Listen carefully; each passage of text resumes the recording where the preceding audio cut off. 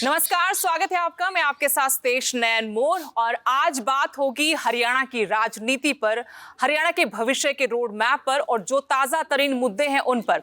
और इन्हीं बातचीत में हम कुछ तीखे सवाल भी पूछेंगे, क्योंकि कुछ ऐसे सवाल जो विपक्ष लगातार सरकार से पूछ रहा है। तो इन्हीं सवालों का जवाब देने के लिए हमारे साथ इस वक्त जुड़े हुए हैं स्पेशल गेस्ट कैबिनेट मंत्री महिपाल ढांडा जी। सबसे पहले तो बहुत बहुत स्वागत है आपका। ऐसे तो आप भी बहुत तीखे जवाब देते हो, लेकिन आज कुछ तीखे सवाल भी हैं। लेकिन शुरुआत हम कर लेते हैं बजट से। आज केंद्रीय बजट आया है। सब लोग कह रहे हैं, विपक्ष के नेता, कि कुछ नहीं, कटौती बजट इसका नाम होना चाहिए। सत्ता पक्ष के लोग कहते हैं कि इससे अच्छा कोई बजट है ही नहीं। एक ऐसा ढांचा बना देंगे इस देश का कि हम जो सपना देख रहे हैं विश्व गुरु बनने का, उसमें हम बहुत जल्द आगे बढ़ जाएंगे। देखिए, विपक्ष का काम क्या है? गलती निकालना, ठीक को गलत बताना, गलत पे तड़का लगाना। वो अपना काम कर रहे हैं। उनसे कोई पूछे कि भाई तू ये बता इस बजट में क्या है, वो बोल ही नहीं पाएंगे। वो आंकड़े निकाल लेंगे। पिछली बार इसमें इतना था, इस बार इसमें इतना कट कर दिया, इसमें इतना था, इतना कट कर दिया। मगर क्या वो ये बताएंगे कि हमने कभी भारत को आगे बढ़ाने के लिए ये एक नया कार्यक्रम शुरू हुआ है, इसकी सोची भी, सोचने की, और उसमें बजट डालना, बजट डालने की तो छोड़ ही दो, कभी सोचा भी? देखिए, अगर 2047 तक भारत को नई बुलंदियों पे लेके जाना है, विकसित बनाना है, तो आज की जो डिमांड है उस डिमांड के अकॉर्डिंग भी हमें बजट अप डाउन करके प्रस्तुत करने होते हैं और करेंगे अभी। मगर उसमें काटने की बात ये नहीं है कि उसमें कटका तो किसी को नुकसान हुआ।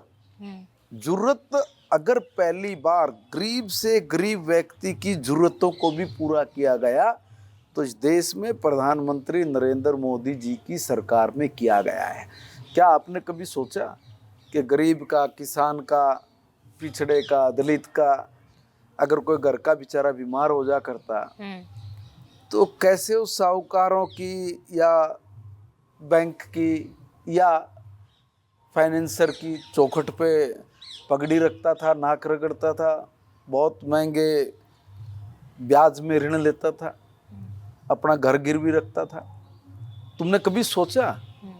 गरीबी हटाएंगे ये बोला, लगातार बोला, मगर गरीब के लिए क्या किया? मोदी जी आए तो आते का बीमारी से कोई व्यक्ति मरे नहीं, उसको थोड़ी रिलीफ दो, उसको आसानी दो, उसके परिवार को। और इसलिए 5 लाख रुपए तक का आयुष्मान भारत का कार्ड बना के उसकी जो एक चिंता रहती थी कि अगर मेरे परिवार में कोई दिक्कत आ जाए, कोई दुख आ जाए, तो मुझे किसी के सामने हाथ फैलाने की जरूरत नहीं है।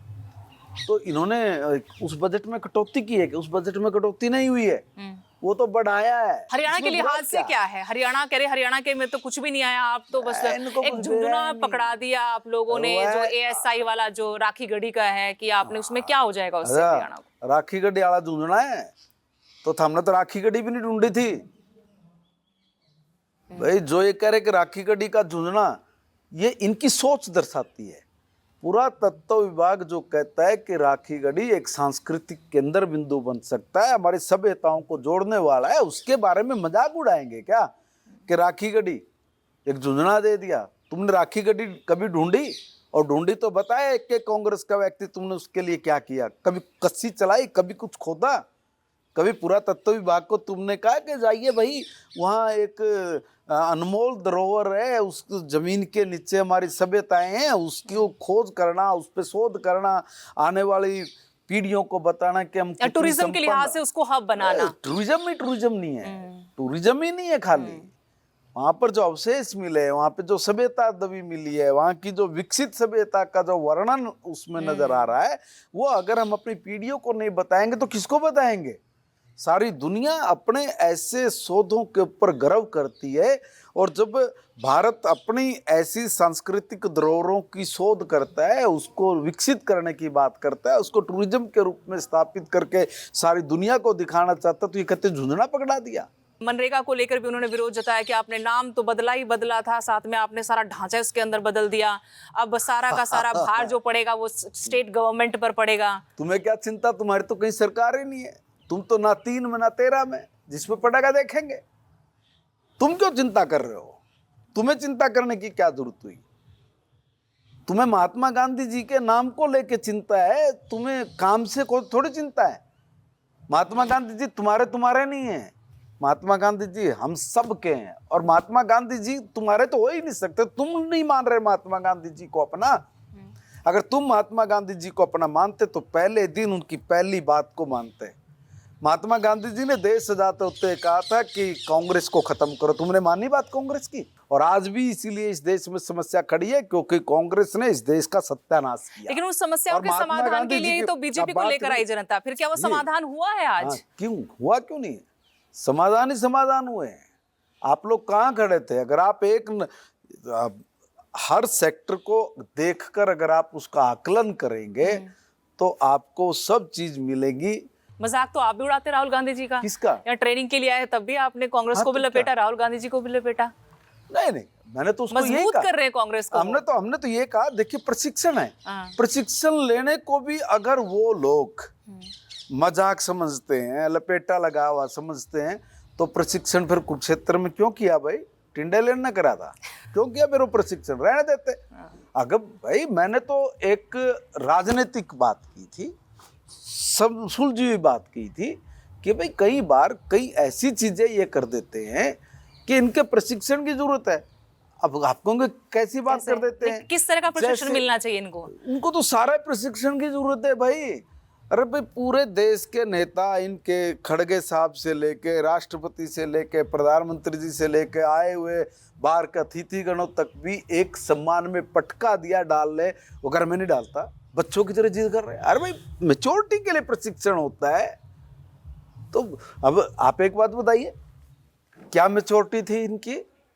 प्रशिक्षण देने के लिए एक बड़ा नेता आया। मैंने इसीलिए कहा था, हुड्डा जी तो मेरे पे वैसे ही नाराज हो रहे थे भाई। नाराज है वो तो, और भी बहुत सारी बातें आगे पूछूंगी। नहीं, वो तो वैसे ही नाराज है। हाँ। मैंने यही कहा था कि उनका प्रशिक्षण हो। प्रशिक्षण जब होता है, हम भी कहीं जाते हैं तो हम भी अपने तमाम नेताओं से मिलते हैं, उनसे नमस्ते राम राम, कोई देखते हैं, कोई दाएं बाएं खड़ा है नहीं खड़ा है उसको साथ लेते, कोई भी हो, चाहे देश में कोई भी नेता हो।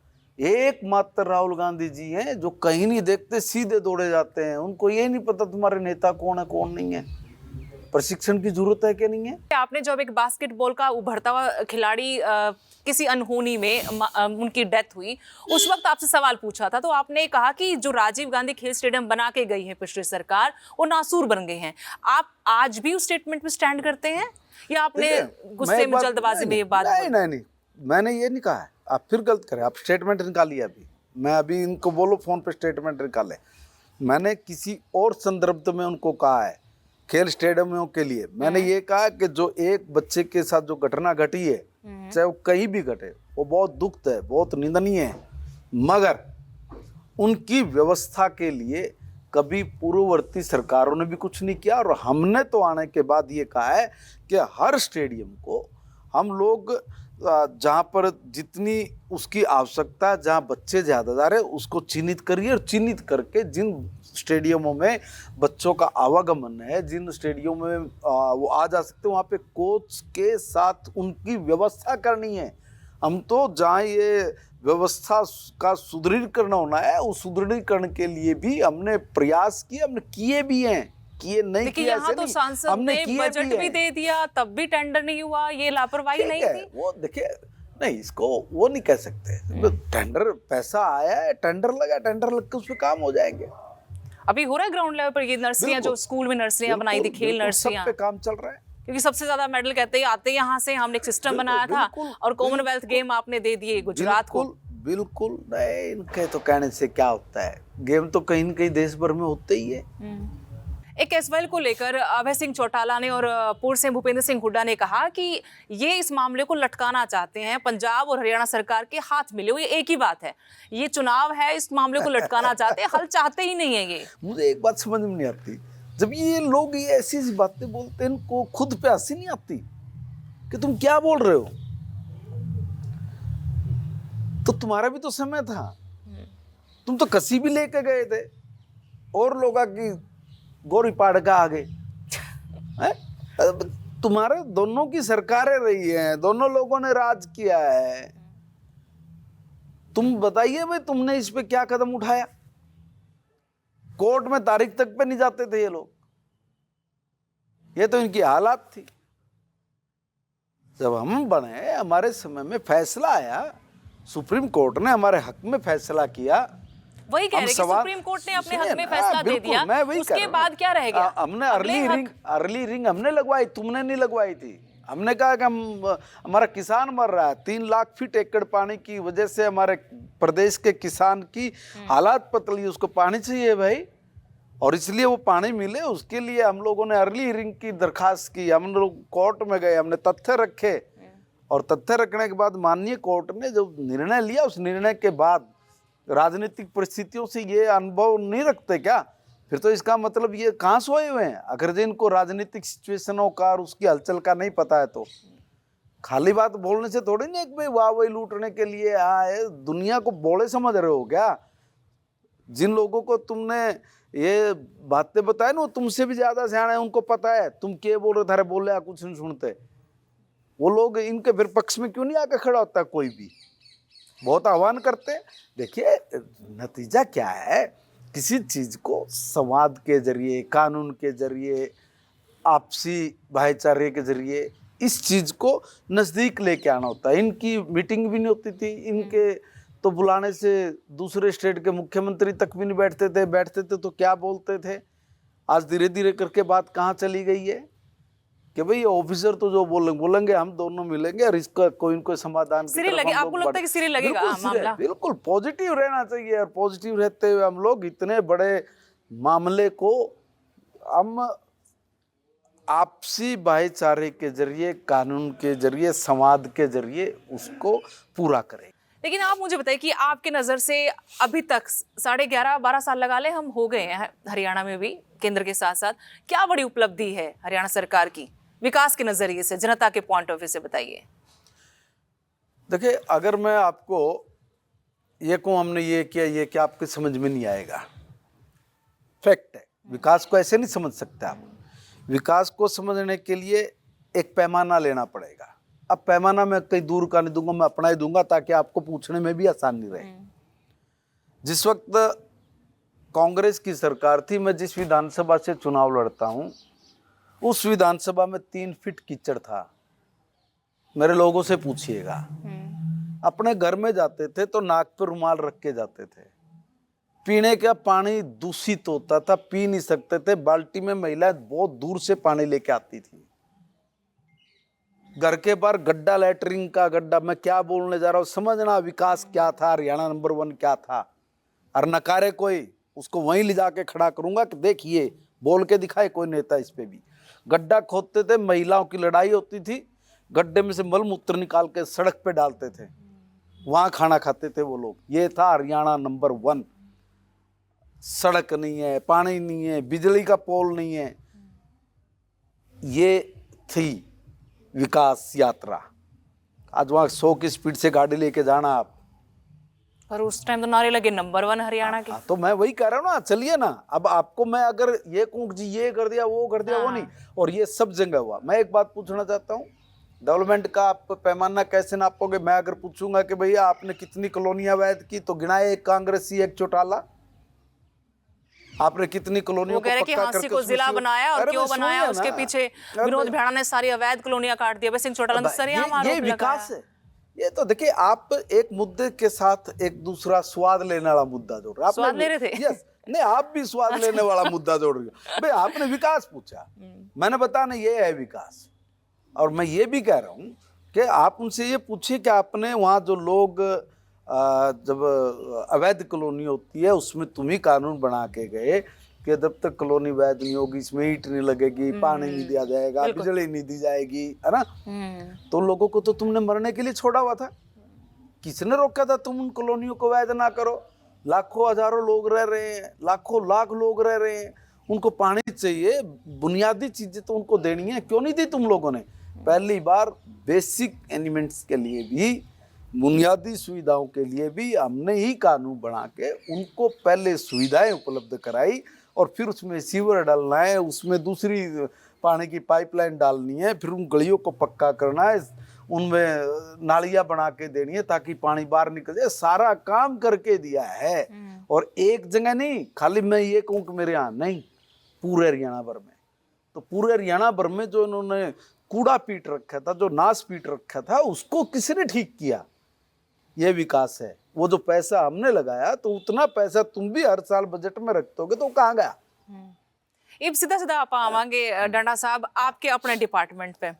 एजुकेशन में ऐसा क्या कराया, मतलब आप कहोगे पाछले जो शिक्षा मंत्री रहे उन्होंने नहीं कराया, मन ने कर दिया? क्योंकि हाल ही में एक स्टेटमेंट आई थी, प्रदीप नरवाल है, कांग्रेस के यूथ चेहरा है, उसने कहा कि हरियाणा के सारे नेता अंगूठा छाप हैं, और 4-5 ये नेता मेरे आसपास बैठे, मैं और मेरे बच्चे, इनके बच्चे तो कम से कम सरकारी स्कूल में नहीं जाएंगे।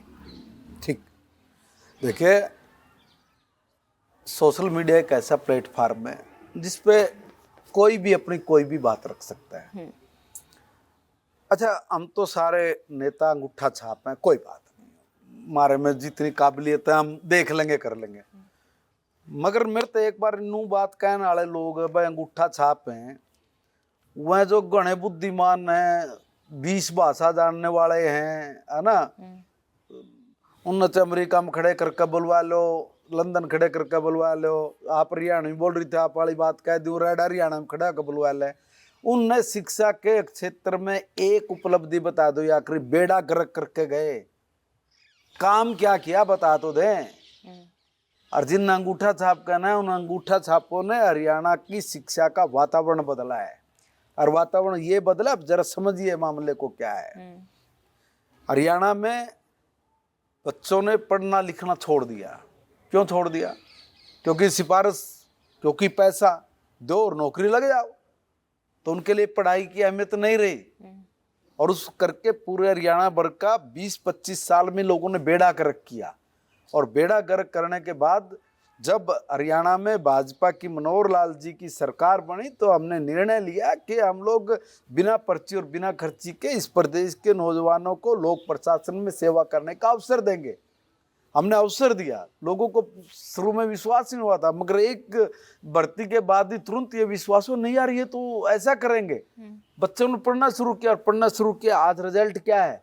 आज आप क्या बात कर रहे हैं? जो इस तरह की बात कहने वाले हैं ना, उनको मैं पूछना चाहता हूँ कि हमारे बच्चों के बिजनेस आइडिया तुम्हारे पास भी नहीं है। जो बोल रहे हैं ऐसी बात, उनको मैं चैलेंज करके कह रहा हूँ, चैलेंज दे के आपके टीवी चैनल पे बोल रहा हूँ, हमारी बात छोड़ दे, हम तो अंगूठा छाप हैं, ठीक है, मगर हमारे बच्चे अंगूठा छाप नहीं है। हम जिन अभाव में पड़े वो कांग्रेस की वजह थी, वो उन दलों की वजह थी। हम लोगों को क्यों नहीं आपने अच्छी एजुकेशन दी? क्यों नहीं आपने उस वक्त हमारे लिए अच्छी व्यवस्था खड़ी करके जुटाई? हम गांव और देहात के गरीब के बच्चे थे, क्यों नहीं आपने हमारी व्यवस्था करके दी उस वक्त? कोई भी अगर आपको ट्रोल भी करते हैं, आपको ट्रोल करते हैं कि एजुकेशन मिनिस्टर है, उनको अंग्रेजी नहीं आती है, अंग्रेजी योग्यता का पैमाना उन्होंने बना रखा है। एक वीडियो भी वायरल हुई थी, फिर आपने भी कहा कि सारा काम देखिए, मैं एक बात बता रहा हूँ, मैं क्लियर कर रहा हूँ। एक बात बताइए, मैं जिस प्रदेश में रहता हूँ, अच्छा, मैं तो आपने कहा कि लोग पता नहीं क्या क्या बोलते हैं। हाँ। मैं कहता हूँ कि ये लोग इंग्लिश में वोट मांगे गाँव में जाके, हैं? हाँ। भाई 100% लोग समझेंगे, हिंदी में बोलोगे तो नहीं समझ में आती ना बेचारों को, तो इंग्लिश में जाओ, इंग्लिश में वोट भी मांगो, इंग्लिश में अपने घर में भी बात करो, इंग्लिश में हर व्यक्ति से बात करो, समझ में आए। और जो ये कहता है ना कि इंग्लिश में ये, वो आ भी जाए मेरे सामने, फिर इंग्लिश में बात कर लूंगा मैं भी, ठीक है ना? अच्छा, कर लेंगे। मगर मैं एक निवेदन कर, मैं अपनी मातृभाषा से प्रेम करता हूँ, मैं हिंदी बोलूंगा। और जो भी कोई मुझसे इंग्लिश में बात करता है, क्वेश्चन करता है, मैं उसको कहता हूँ ओके ओके, ये मैं बोलता हूँ। क्यों आपको हिंदी नहीं आती? शर्म आती है आपको? मुझे गर्व है, फक्र है अपनी भाषा पे, और मैं करूँगा, और हिंदी में कराएंगे। और मेरे डिपार्टमेंट का मोस्टली काम हिंदी में होगा, और सब काम हिंदी में कराएंगे। अब थोड़ा आगे बढ़ते हैं, क्योंकि आपकी सिर्फ एक ही भूमिका पार्टी सरकार में नहीं रहती, वो भूमिका हम कई बार देखते हैं। जहां जहां भी चुनाव होते हैं आपकी ड्यूटी लगती है, आपको जिम्मेदारी दी जाती है, आप भविष्यवाणी भी कर देते हैं। आपने बिहार को लेकर भविष्यवाणी की थी, अब पड़ोसी राज्य पंजाब में, पहले तो आप वहां को लेकर प्रेडिक्शन कर दीजिए कि आपको क्या लगता है। देखिए, भारतीय जनता पार्टी की स्पष्ट बहुमत से सरकार बन रही है। लिख लीजिए, मैं असम में हूँ। हम नोट कर रहे हैं, जब रिजल्ट आएगा तो हम अगर ऐसा हुआ तो दिखाएंगे जरूर। लेकिन इसकी वजह क्या, मतलब किस बिना पर आप लोग ये दावा करें कि सरकार बनेगी, जबकि आज देखिए वोट शेयर कितना है उनका, क्या हाल है आज पार्टी का। तो भी मैं बता रहा हूँ। देखिए, बहुत सारे लोग अपने पॉलिटिकल समीकरण अपने हिसाब से लगाते हैं। वो हमारी पार्टी को नहीं समझ पा रहे। हमारी पार्टी कैडर बेस पार्टी है। हमारी पार्टी हर वर्ग में है। हमारी पार्टी का कार्यकर्ता ईमानदारी से सेवा करने के लिए राजनीति में है। हमारी पार्टी का कार्यकर्ता जमीन पे काम करता है, बूथ पे काम करता है। बूथ की समस्या क्या है, वो बूथ वाले से इंग्लिश में बात नहीं करता। वो बूथ वाले को असमिया में बात करे, हिंदी में बात करे, बंगाली में बात करे, उसकी समस्या को समझता है, जानता है। अब अगर कोई पित्रोदा जैसे लोग जाके अगर वोट मांगेंगे तो इंग्लिश में मांगेंगे, तो उसको समझ में आएगी नहीं आएगी है? आप पूरा लपेट रहे हो अब। आज आपने कोई मौका छोड़ना नहीं, बात मौके पूरा लपेट रखा है आज आपने। मैं इसलिए कह रहा हूँ, बात लपेटने की नहीं। एक दो बार तो वो भी सोचेंगे, वैसे बात तो ठीक है, अंग्रेजी में मांगा तो वोट तो मिलने नहीं, तो बोलनी पड़ेगी हरियाणवी या हिंदी बोलनी पड़ेगी। हिंदी बोला, वो जो हमारी भाषाएं हैं, तो पंजाब में जाकर पंजाबी बोलनी पड़ेगी। स्टेट की भाषा है। अपने सीएम साहब भी तो पंजाबी बोल रहे हैं, अब उनको भी नई जिम्मेवारी दे रखी, वहां पर पगड़ी पुगड़ी लगा के बढ़िया तरीके से। नहीं, जिम्मेवारी लेने की बात नहीं। गुरु नानक देव हमारी ऐसे आध्यात्मिक गुरु रहे हैं जिन्होंने जीवन का मतलब समझाया है। और वो जो जीवन का मतलब समझा, अगर उनके प्रति अगर हम लोग सत्कार, आदर, सम्मान हम नहीं करेंगे तो फिर कौन करेगा। लेकिन कांग्रेस भी आपको नहीं लगता कि आप लोगों का काम आसान करती जा रही है? पंजाब में चुनाव, यहाँ पे आपने भी खुद भी कहा कि लठबाज रहे हैं कांग्रेस में। अब नवजोत कौर सिद्धू तो पार्टी छोड़ गई है, पीएम दौरा करते ठीक उससे पहले 500 करोड़ रुपया नहीं था, अगले दिन तो कहा भाई देखिए 500 करोड़ रुपया होगा, वो मुख्यमंत्री बनेगा। उनकी पार्टी के नेता कह रहे, हमने नहीं कहा। अब 500 करोड़ रुपया तो देखो, मारे तेरे जैसे पे तो होंगे नहीं, तो फिर आप लोगों को गैस तो लपेट रहे हो। वो तो यूं नहीं तो रह पाओगे जो मैं बोल रहे हैं। बात तो सही है, लेकिन मेरे को ये बता, क्योंकि उन्हीं के हैं बड़े बड़े व्यापार, ये वो जो ये बोल रहे हैं, ये मारे तेरे वर्गे जो देसी भाषा में बात कर रहे हैं, बोल रहे हैं, जो आम आदमी की रोटी खा रहे बस हो रहे हैं, जो रोटी खावर कुमावर अपना आगे बढ़ रहे हैं। तो देखो जी, वो तो फिर उनकी पार्टी लास्ट में फिर हम मीडिया वाले और 1000 करोड़ देगा लास्ट में हम लोग मीडिया वाले कांग्रेस में एक चीज तो होता है, मुख्यमंत्री वो बनेगा जिसपे 500 करोड़ रुपए से ज्यादा है। बीजेपी का भी कोई रोड मैप है? अगर वहां से लोग आना चाहें, जैसे रणजीत सिंह चन्नी को लेकर भी बहुत बार अटकलें लगी, सिद्धू परिवार को लेकर भी अटकलें हैं, राणा गुरजीत को लेकर भी अटकलें हैं। भारतीय जनता पार्टी भारत के लोगों के लिए ही है, भारत के लोगों की ही है। जो पार्टी की निष्ठा रखेगा, पार्टी में विश्वास जमाएगा, पार्टी में पार्टी के सिद्धांतों पे काम करेगा, हमें क्या आपत्ति है। चलिए देखते हैं रिजल्ट। आपने भविष्यवाणी तो कर दी, पिछले तो सच हो गई थी आपकी। उधर से मुख्यमंत्री नायब सिंह सैनी ने भी भविष्यवाणी की थी, वो भी सच हो गई थी। अब जिम्मेवारी आपको भी मिली हुई है और मुख्यमंत्री को मिली, वो देखेंगे कि पंजाब के चुनावी रण में क्या रिजल्ट रहता है। फिलहाल बहुत बहुत शुक्रिया, आपने वक्त निकाला।